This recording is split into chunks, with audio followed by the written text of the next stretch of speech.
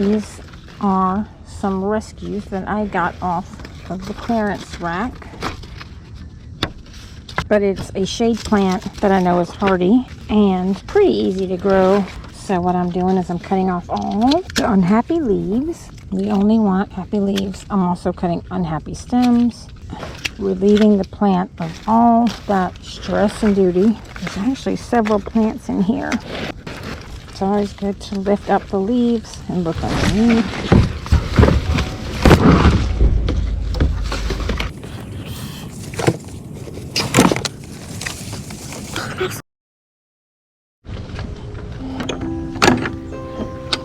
Hey there! Oh, you just smell my treat bag. Hold on. Goodness. Oh my goodness. Okay. Wait, sit.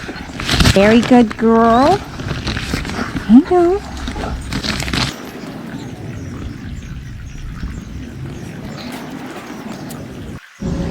Okay, so I have the hibiscus. It's a hardy hibiscus.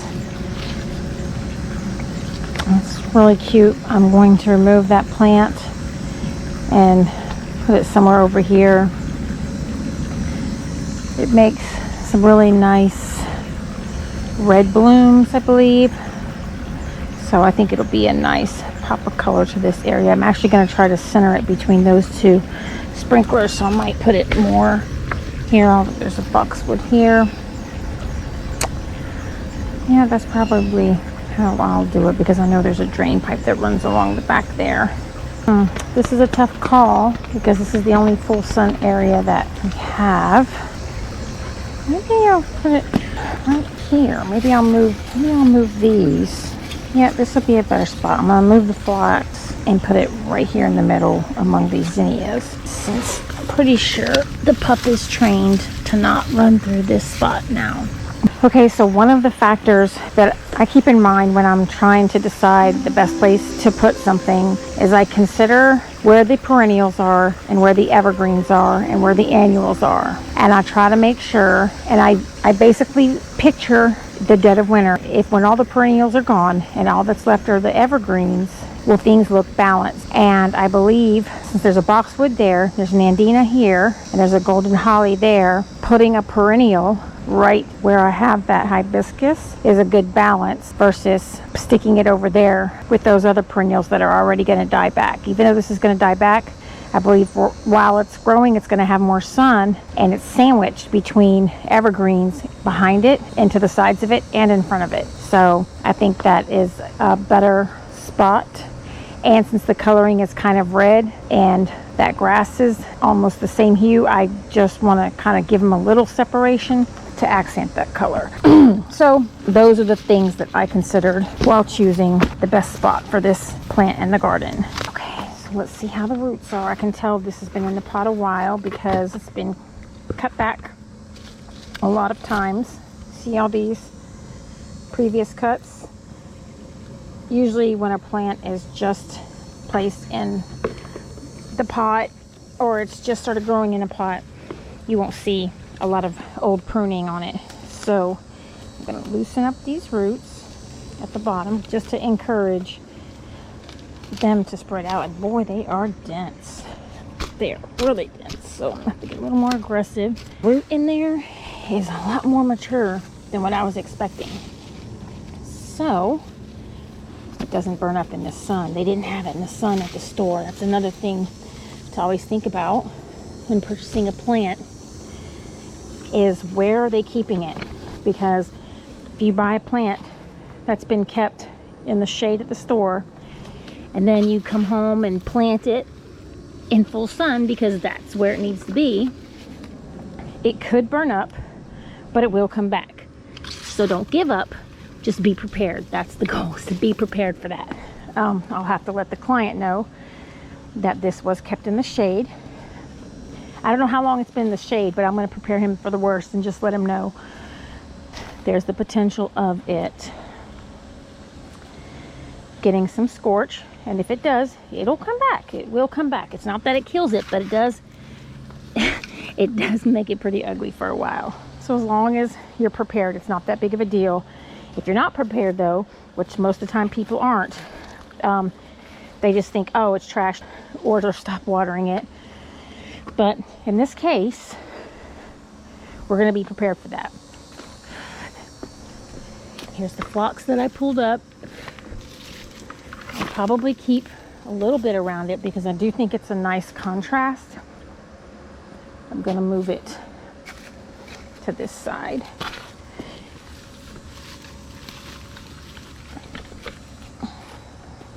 And then I need to put some pre-emergent before I water things in. I'm putting it the areas that I disturbed the dirt.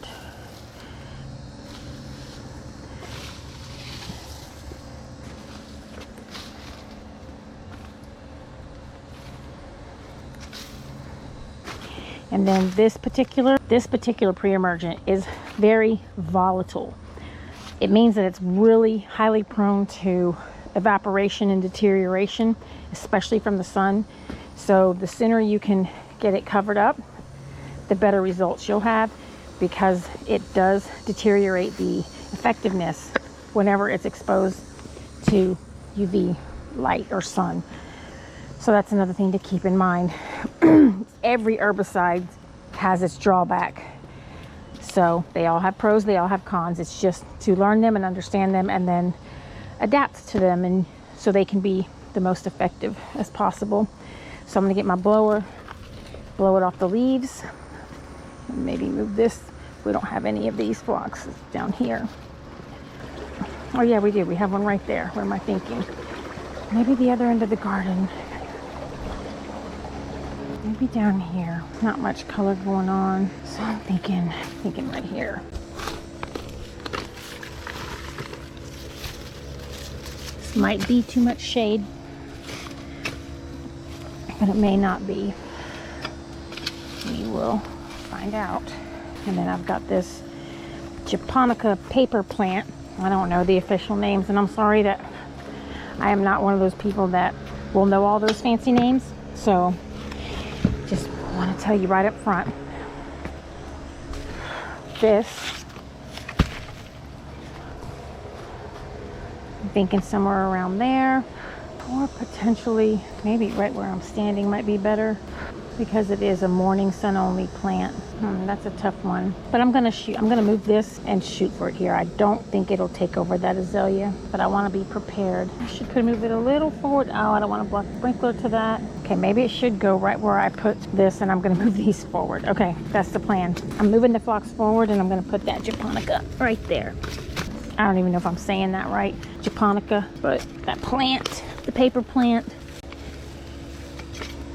Now it prefers constantly moist soil. I don't know if this is going to fall into that category, but I'll find out.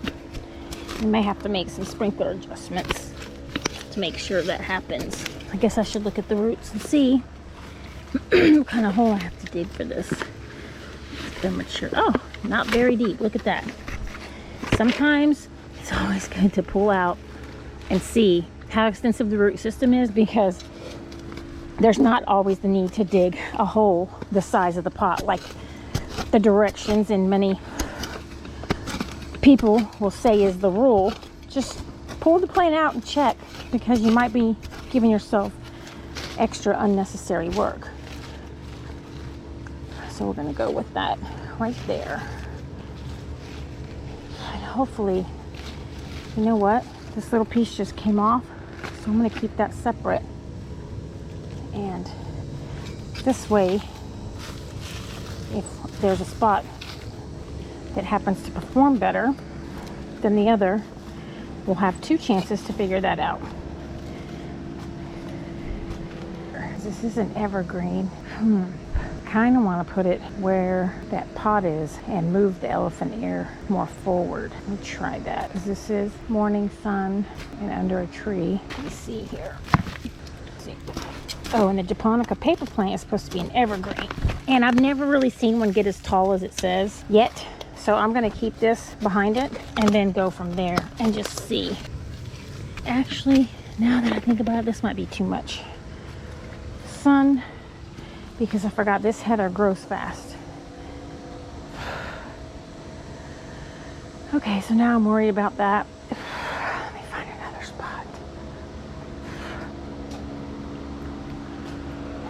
Maybe that corner where the elephant ear is not doing too good. Okay, I'm moving this other elephant ear to more sun. And I'm putting the japonica back here, and I'm gonna straighten out the sprinkler head. This dirt's a little more moist than, so we're not dealing with a major root system here. It's just this little.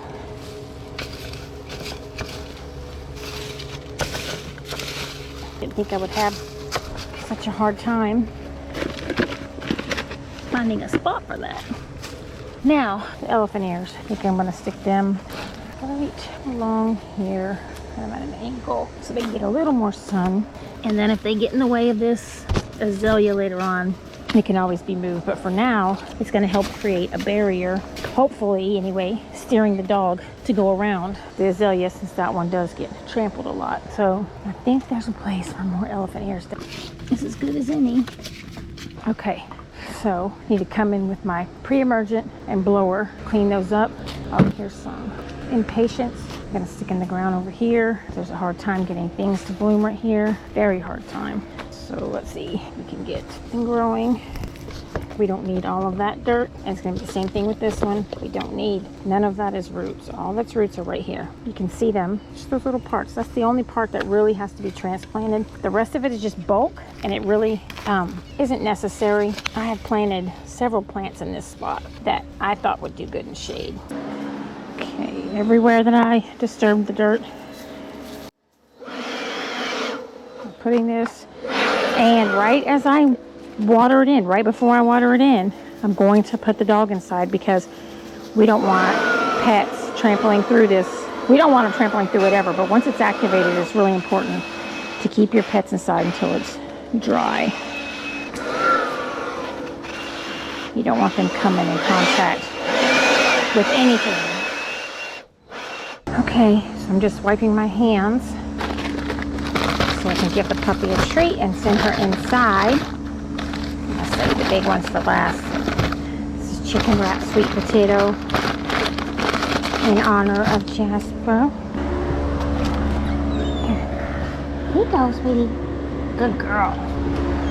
And let me get the stuff watered in. And when watering in, we water the soil, not the leaves. Uh-oh. Something must not be on. Oopsie. Oh no, there's a kink. Too many circles.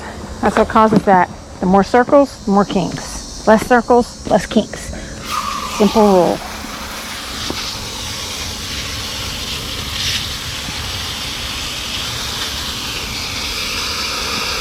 You want to drench the ground where the plant is planted, and at least a foot outward for a plant this size.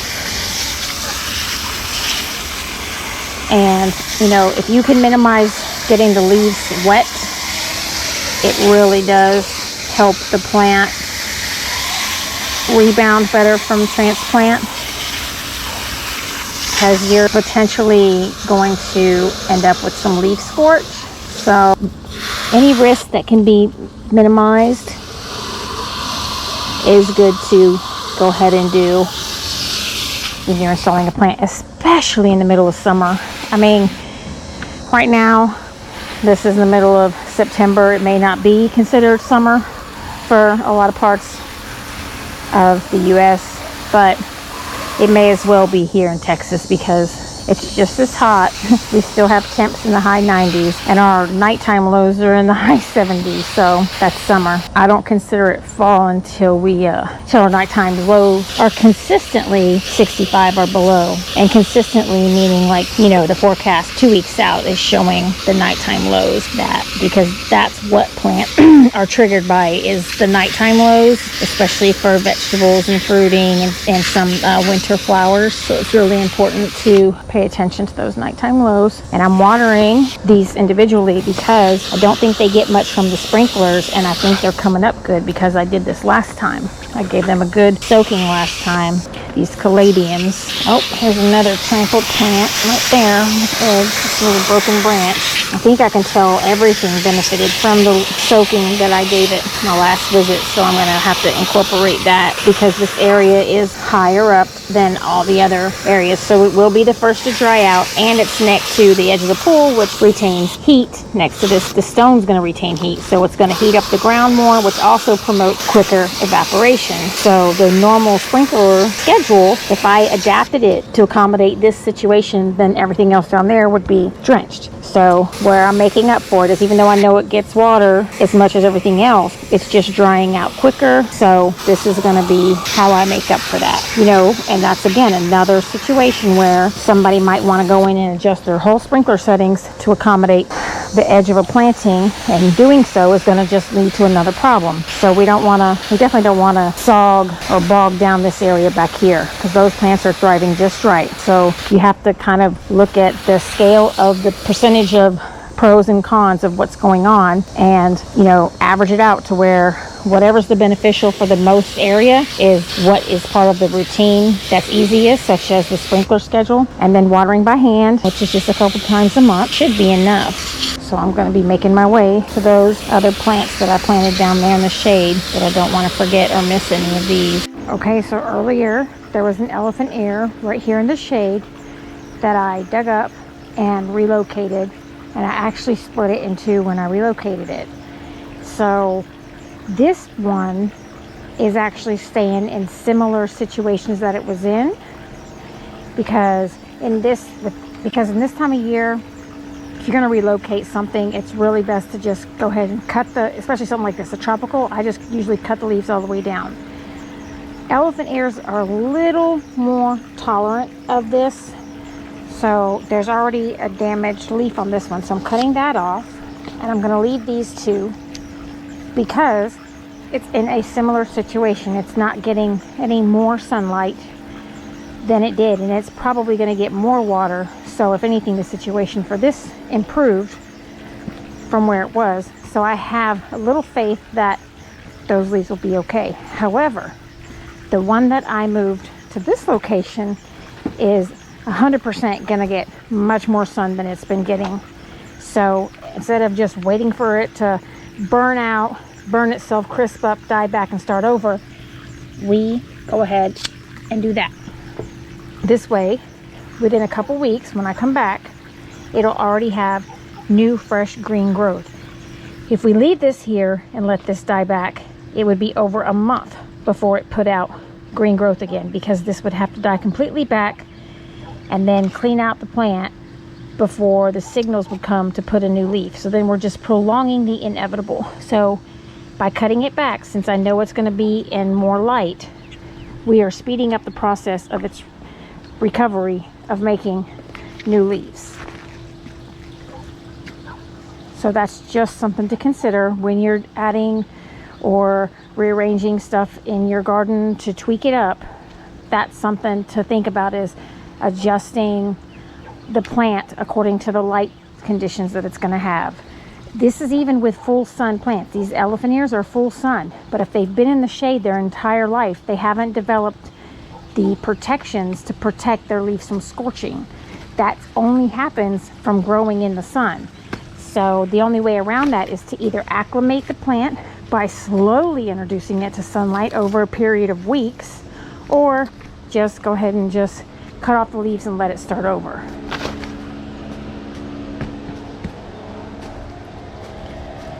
And for this paper plant, I'm just going to trim up the heaviest leaves that are falling so the plant doesn't have to waste energy picking them up.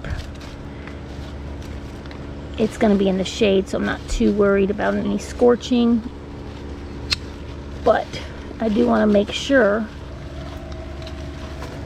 that the roots are nice and snug and that it can support its weight of the leaves, because actually this one does have a lot of leaf growth on it for the size plant that it is, which is not a bad thing. It's just a little crowded, and we don't want to have leaves laying on the ground if we can avoid it, especially when we just transplanted it, because if it does get a little weak, it's going to be more susceptible for bugs. We're just giving bugs from the ground a pathway up to the plant. Okay, so this plant is one that I moved to plant that elephant ear over there. So I'm going to bring it over here. The owner actually mentioned how he'd like to see more of this in this area, which is not a bad idea. So I'm gonna just break a couple pieces off, let them touch on the ground so they can naturalize right here, and then I'll test the sprinklers in a while to make sure that pot gets some coverage, and then try to find a place for this where it can still get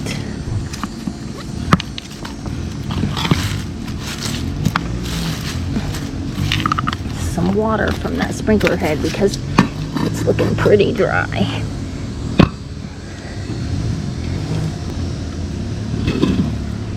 I mean, and it is too much shade for this plant technically, but we're just gonna work with what we have. Because I thought I planted some caladiums over here, but I'm not seeing them. So I'm just going to make this look a little better. Pebbles always dress everything up, I think. So think about what you have in the garden that's already there naturally, and just use it for accents, especially if you live in a place that naturally has rocks. Or if I did, I'd be digging up rocks all the time. After I get the plants that were installed today watered in really well, there's one more step that needs to be done to really help secure the future health of them, and I will be talking about, and I'll explain why it's really important, because there is always a lot of question about whether this step's important or not. So I'm going to answer that. Watering. When I do this many garden tweaks, such as dividing, moving, installing, and adjusting plant locations within a garden, it's really important to top off with mulch.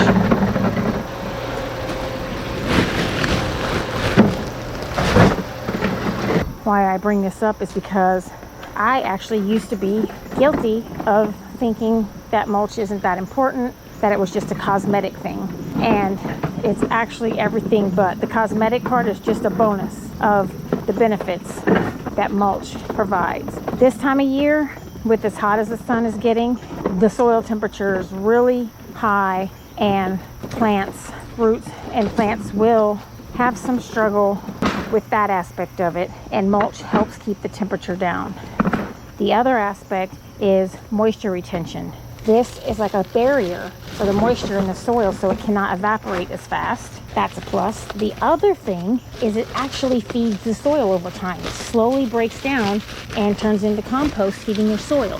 So all these benefits are really important for helping the long-term survival of your plant. The short-term benefits are that it helps keep the temperature of the soil down and the moisture level up. That's the short-term benefits. The long-term benefits are that it feeds your plant over time, and the soil, because the soil over here is not enriched at all. So this really helps that. Oh, and the other benefit is weed suppression. There's another thing. Even if you don't use pre-emergents, mulch suppresses weeds by blocking sunlight, so you have less weeds to worry about.